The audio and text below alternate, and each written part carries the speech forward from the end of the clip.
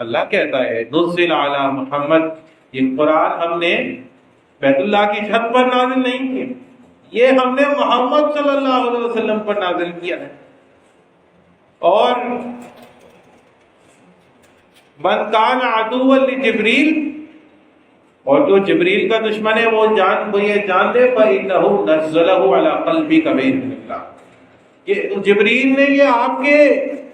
دل پر نازل کیا ہے اللہ کے حکم سے، یعنی رسول اللہ صلی اللہ علیہ وسلم سے مخاطب ہو کر کہا۔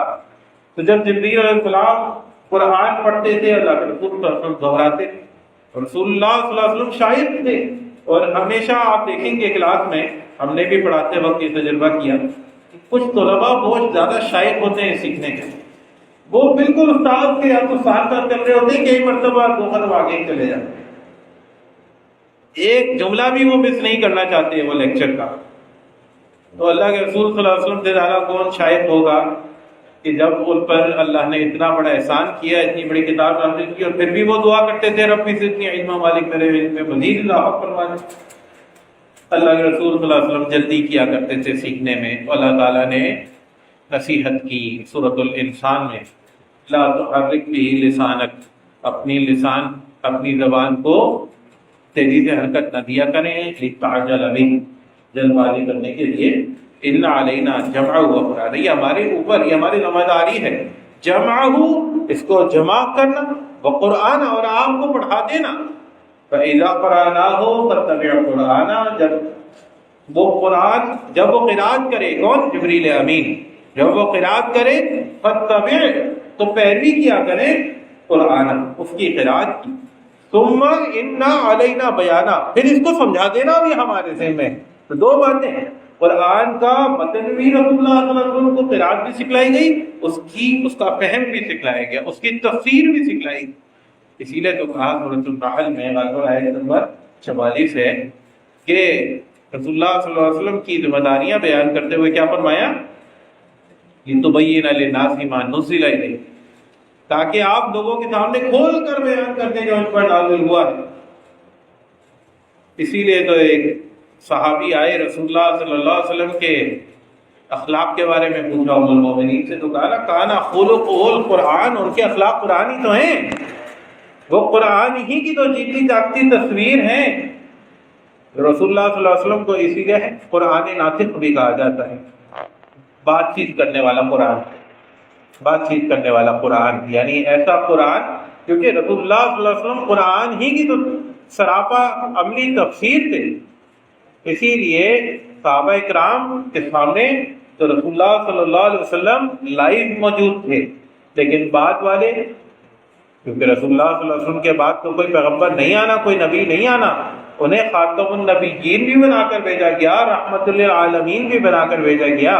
تو بعد والے کیا کریں گے؟ ان کے لیے بتلا دیا لقد کان لکم فی رسول اللہ اسوۃ حسنہ، تمہارے لیے رسول اللہ صلی اللہ علیہ وسلم کی زندگی میں بہترین نمونہ ہے، لمن کان یرجو اللہ والیوم الآخر، جو اللہ اور آخرت پر یقین رکھتا ہے، وذکر اللہ کثیرا، اور اللہ کا ذکر بہت کرتا ہے،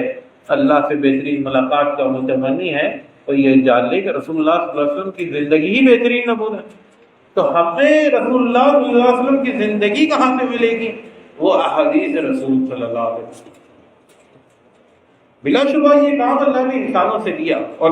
دنیا میں ہر کام انسانوں ہی سے لیا گیا، کیونکہ اس دنیا میں انسان ہی رہتے ہیں۔ یہ قرآن مجید جو ہمارے پاس موجود ہے، یہ مصحف، یہ بھی تو انسانی ذرائع سے ہی ہمیں موصول ہو، ہمیں جبریل امین تو نہیں لے کر گئے تھے، یہ انسانوں ہی کے سینہ بہ سینہ نقل ہوا، یہ لکھا ہوا موجود نہیں تھا، یہ لکھا ہوا موجود نہیں تھا، یہ اس کی جو ابتداءً تعلیم ہوئی ہے وہ سینہ بہ سینہ ہوئی ہے، قرآن اس پر شاہد ہے، بل ہوا آیات بینات، بلکہ یہ واضح نشانیاں ہیں، فی صدور الذین اوتوا العلم، اہل علم کے سینوں میں دفن ہیں، اہل علم کے سینوں میں محفوظ ہیں۔ تو شروع میں اللہ کی کتاب نے بھی اسی طرف نشان دہی کی کہ اہل علم نے اپنے سینوں میں محفوظ کیا، چاہتا ہے کہ رسول اللہ صلی اللہ علیہ وسلم کی کاتبین وحی تھے، رسول اللہ صلی اللہ علیہ وسلم اس کو لکھوایا کرتے تھے، لیکن وہ کتابت ہر شخص کے بعد میسر نہیں تھی، لوگ سن کے یاد کر لیا کرتے تھے۔ بعد میں پھر اس کو ایک مصحف کی صورت دی گئی. جیسا ہے کہ رسول اللہ صلی اللہ علیہ وسلم کے پاس میں مکمل قرآن موجود تھا، لیکن انسانوں کی سہولت کے لیے وہ جو مختلف صفحات کے اوپر اور مختلف جو درختوں کی چھالوں کے اوپر اور اس طریقے سے مختلف چیزوں کے اوپر لکھا تھا، اس کو ایک مصحف میں جمع کیا گیا. اور اس کے بعد کچھ عرصے بعد جب ضرورت پڑی اس کی حرکات لگائی گئیں کہ زبر پیر پیش، اس سے پہلے نقطے لگائے گئے، صورتوں کے نام، پاروں کے نام، رکوعات، آیات نمبر، یہ سب انسانوں کی سہولت کے لیے معاملہ ہوا. تو یہ سارے معاملات انسانوں کے ذریعے ہوئے اور اللہ اس دنیا میں انسانوں ہی سے کام کیا کرتا ہے. یہی تو اعتراض مشرکین کا رہا کہ فرشتہ کیوں نہ نازل ہوا. تو اللہ نے کہا کہ فرشتے تو نہیں رہتے یہاں پہ، فرشتے آ جاتا تو تم کہتے کہ یہ تو فرشتہ ہے، اس کے لیے تو ہر کام کرنا آسان ہے، یہ کتاب ہمارے لیے قابل عمل نہیں ہے، تو فرشتوں کے لیے ہے. تو اللہ تعالیٰ نے ایک انسان جس کے بیوی بچے تھے، جس کے بچوں کی وفات ہوئی،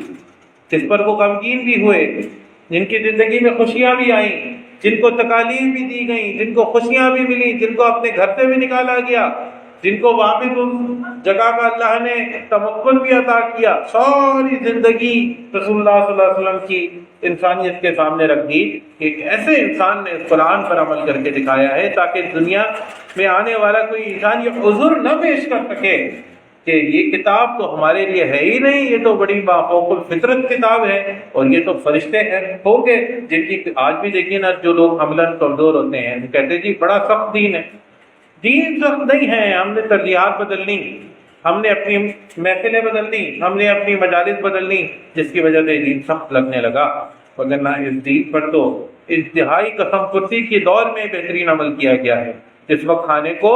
2 وقت کی روٹی بھی نہیں ہوتی تھی صحابہ کرام کے بعد، اس کے باوجود عمل کیا، تو ہم اور آپ کیا عذر پیش کر سکتے. لیکن آج بدقسمتی ہے کہ اس طرح کے معاملات اور اس طرح کے عقائد، ویسے یہ آج کی بات نہیں ہے، یہ شروع یعنی کہ 3ری صدی سے جب باطل فرقے، بدعتی فرقے وجود میں آنا شروع ہوئے، اسی وقت سے یہ معاملہ شروع ہو گیا تھا. لیکن وہ ایسا دور تھا جب اہل ایمان بڑی تعداد میں قرآن پڑھا بھی کرتے تھے، احادیث کو پڑھا کرتے تھے، ان کا فہم، ان کا مطالعہ بہت بہترین تھا. تو ایسے کوئی فتنہ پرور اگر کوئی اپنا لٹریچر لکھتا تھا تو وہ منف نہیں تھا، اس کو فوراً پکڑ لیا جاتا تھا اور فوراً اس کا علمی رد کیا جاتا تھا. لیکن آج کے دور میں بدقسمتی ہے، کیونکہ اس دور میں آپ یہ دیکھیے کہ اگر کوئی کتاب پڑھنے کا شاید کوئی مسلمان تھا بھی تو سب سے پہلے تو اس کا مطالعہ کتاب اللہ کا وسیع ہوتا ہے. وہ قرآن کا کثرت سے مطالعہ کرتا تھا، احادیث کا کثرت سے مطالعہ کرتا تھا. اور یقین مانیے کہ جو آدمی صرف قرآن کا بھی کثرت سے مطالعہ کرتا ہے، اس کے سامنے یہ فتنہ انکار حدیث 1 منٹ بھی نہیں ٹھہر سکتا. کیونکہ منکرین حدیث کے جتنے اعتراضات ہیں اس کے جواب خود صرف قرآن سے دے دینا، صرف قرآن ان کے ایسے کافی اور شافی جوابات دیتا ہے کہ کسی اور کتاب کی ضرورت ہی نہیں. لیکن بدقسمتی آج کل کیا ہے کہ ہم قرآن کا مطالعہ نہیں کرتے، ہمارے روٹین میں قرآن کے لیے کوئی جگہ ہی نہیں، اور پھر احادیث کا مطالعہ تو اس سے بھی زیادہ کمزور. لیکن سوشل میڈیا کا مطالعہ یہ ہم باقاعدگی سے کرتے ہیں. ابھی یعنی آنکھیں نہیں کھلتی کہ ہمارا موبائل کھل جاتا ہے، واٹس ایپ پہ کتنے میسج ہیں، فیس بک پہ کتنے نوٹیفیکیشن ہیں، ٹیلی گرام پہ کتنے میسج ہیں، فلاں پہ کتنے، بے شمار جو معاملات ہیں. تو اب ہم کیا کرتے ہیں، ہم دین سیکھتے ہیں ریلز، فیس بک پہ ریلز آتی ہیں، یوٹیوب پہ شارٹس آتے ہیں، ہم دین ان سے سیکھنا چاہ رہے ہیں. تو 2 منٹ میں جو گمراہی ہمیں ملتی ہے اور قرآن کی ہدایت ہمارے پاس نہیں ہے، وہ تو ہمیں بس باپ دادا سے پتہ چل گیا کہ یہ اللہ کی کتاب ہے. یقین مانیے ہم نے ذرا سی محنت نہیں کی اس بات کو ویریفائی کرنے کے لیے کہ یہ واقعی اللہ کی کتاب ہے بھی ہے. تو وہ جو سنا سنایا دین ہے اس میں تو مضبوطی نہیں. وہ دین جو تحقیق کے بعد اختیار کیا جائے وہ تو بہرحال ایک دین ہے کہ جو آپ کے دل میں گھر کیا ہے. لیکن جو پیدائشی مسلمان ہیں جن کو ماں کے دودھ کی طرح تحفے میں اسلام مل گیا اور بس پتہ چل گیا کہ قرآن اللہ کی کتاب ہے، تو آج جو ہے وہ موسیٰ علیہ السلام پر نازل ہوئی، انجیل عیسیٰ علیہ السلام پر نازل ہوئی، زبور داؤد علیہ السلام پر نازل ہوئی، اسکولوں میں رٹا لگوا دیا اور بس. تو ان لوگوں پر یہ فتنے بہت تیزی سے اثر کرتے ہیں سوشل میڈیا پہ. اس کی وجہ سے آج کے دور میں یہ چیزیں بہت قوموں کو خراب کر رہی ہیں۔ اور بھائی آتے ہیں سوال کرتے ہیں کہ جی اللہ پر ایمان لانے کا حکم ہے تو اللہ نے تو قرآن کے علاوہ کچھ نازل نہیں کیا، اور یہ جو آپ کہتے ہیں کہ قرآن کے ساتھ احادیث کو بھی ماننا ضروری ہے، تو یہ تو پھر آپ غیر اللہ کے کلام پر ایمان لانے کا حکم دے رہے ہیں۔ تو یہ سوچیں کیوں پنپتی ہیں، یہ آپ کے ذہن میں کیوں گھر کرتی ہے؟ آپ کو قرآن نہیں پڑھا؟ اور اگر آپ قرآن پڑھتے تو آپ یہ دیکھتے کہ قرآن میں کہیں ایک بھی مقام ایسا نہیں ہے کہ جہاں اللہ نے صرف اطیع اللہ کا حکم دیا ہو اور اسی کے ساتھ اطیع الرسول کا حکم نہ دیا ہو۔ میں نے بہت کوشش کی، مجھے کوئی ایک بھی آیت ایسی نہیں ملی جہاں صرف اطیع اللہ کا حکم، بلکہ جب بھی حکم ہے تو اطیع اللہ و اطیع الرسول، یا اطیع اللہ والرسول، اللہ کی اطاعت اور رسول اللہ صلی اللہ علیہ وسلم کی اطاعت، دونوں کا حکم اللہ نے دیا ہے۔ تو اللہ پر ایمان لانے والا یہ کیسے کہہ سکتا ہے کہ میں ایک اطاعت کو تو قبول کروں گا، دوسری اطاعت کا میں انکار کروں گا؟ کیا یہ کہنے کے بعد بھی اس کا اللہ پر ایمان ثابت ہو سکتا ہے؟ آپ جواب دیجیے، آپ میں سے کسی کو لگتا ہے کہ اللہ کا حکم تو یہ ہو کہ اطیعوا اللہ و اطیعوا الرسول، اور ایک آدمی کہے کہ میں اللہ پر ایمان لاتا ہوں، وہ میرا رب ہے، لیکن میں آدھی بات مانوں گا آدھی نہیں مانوں گا؟ ایک بیٹا ہے میرا، یہ دعویٰ کرتا ہے میں اپنے والد کا بڑا فرما بردار ہوں، میں ایک بات کا حکم دیتا ہوں، کہتا ہے یہ تو نہیں مانوں گا، فرما بردار بہت ہوں۔ دوسری بات کا حکم دوں گا، کہتا ہے یہ تو نہیں مانوں گا، فرما بردار بہت ہوں۔ میں پانی لانے کا حکم دوں گا، کہے گا پانی نہیں لا کے دوں گا، فرما بردار بہت ہوں۔ کیا میں مانوں گا یہ فرما بردار؟ کیا آپ میں سے کوئی مانے گا؟ جب ایک چھوٹی سی مثال آپ کے سامنے رکھنے کا مقصد ہے کہ جہاں قول اور عمل میں اتنا بڑا تضاد ہو، دنیا کا کوئی انسان نہیں مانتا، تو اللہ کیا اس بات کو تسلیم کر لے گا کہ میری آدھی بات کو مانتے تھے آدھی کو جھٹلاتے تھے؟ افتؤمنون ببعض الکتاب وتکفرون ببعض، یہ تو یہود کی شکایت تھی اللہ کو، میری باتوں پر ایمان لاتے تھے، بات کا انکار کرتے تھے۔ پھر کیا کہا؟ فما جزاء من يفعل ذلك منكم الا خزي في الحیات الدنیا، جو تم میں سے اس روش کا اختیار کرے گا اس کی جزا کیا ہے؟ دنیا میں رسوائی ہوگی، ذلت ہوگی، ويوم القیامة يردون الى اشد العذاب، قیامت کے دن شدید عذاب کی طرف لوٹائے جائیں۔